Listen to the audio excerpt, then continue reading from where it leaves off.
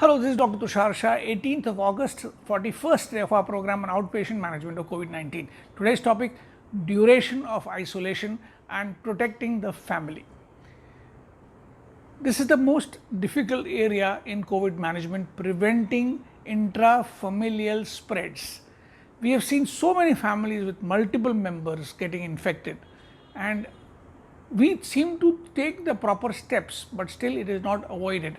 And why is that? I will explain that here. Let us take a family of just 3 people: husband, wife, husband's mother.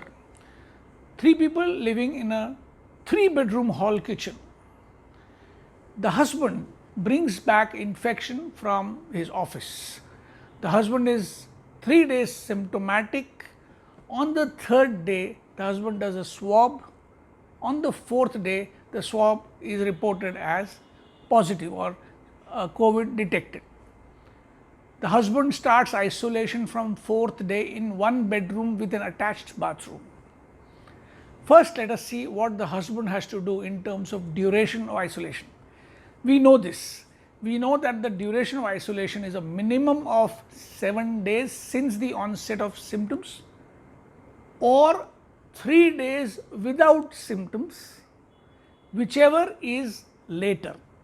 So, for example, the husband got to know on the 4th day, he became asymptomatic after 4 days. He will stay 3 more days in isolation, total 7 days, and then he is out. Now, this 7-day thing has been stretched by some people to 10 days, 14 days, even a ridiculous 21 days. But I think this has to be one benchmark: 7 days minimum from the onset of symptoms, or 3 days of being without symptoms, whichever is longer for a patient of COVID-19, the duration of isolation. Now, this is one thing, the husband. Now, the husband has been in contact with his wife and his mother for 3 symptomatic days, and also 2 days before the symptom appearance, he was infective to both of them. He was meeting both of them, eating with both of them, talking to both of them. So, 5 days of exposure of wife and mother. Now, how should they be isolated? Difficult situation. Now, listen carefully. Ideally, the wife should be in one room for 14 days, that is the incubation period. The mother should be in her room for 14 days, that is the incubation period, so that they don't infect each other. Now, practically impossible, because somebody has to be moving around in the house. Let us say the wife decides to work, the mother becomes isolated for 14 days. The wife works, does the chores, the husband comes out after 7 days or more, helps the wife. The wife does not get symptoms by till day 14.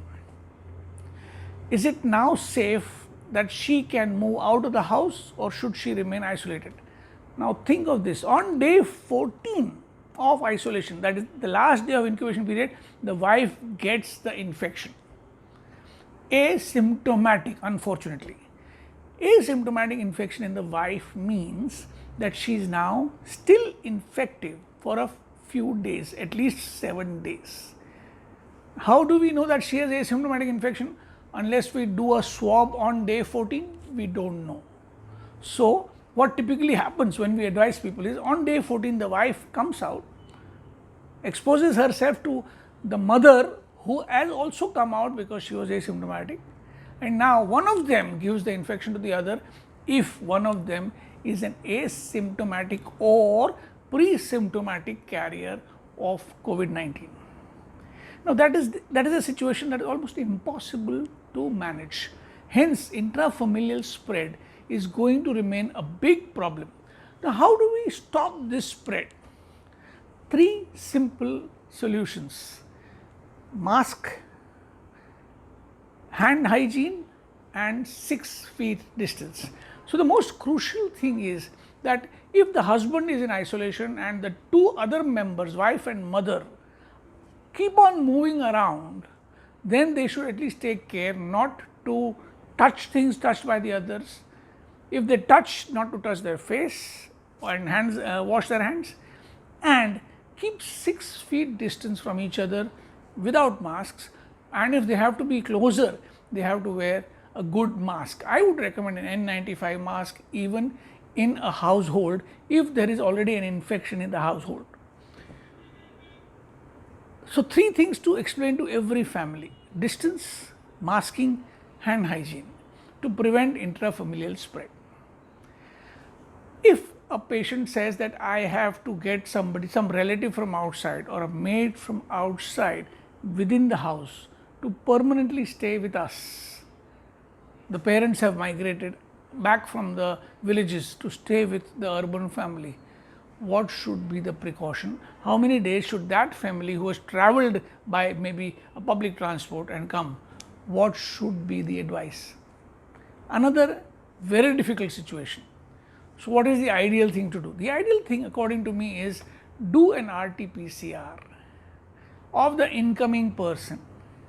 Say the parents who have come from the village, do an RT-PCR and keep them isolated in one room for at least 7 days. Why 7 days? Because usually the incubation period is less than 7 days.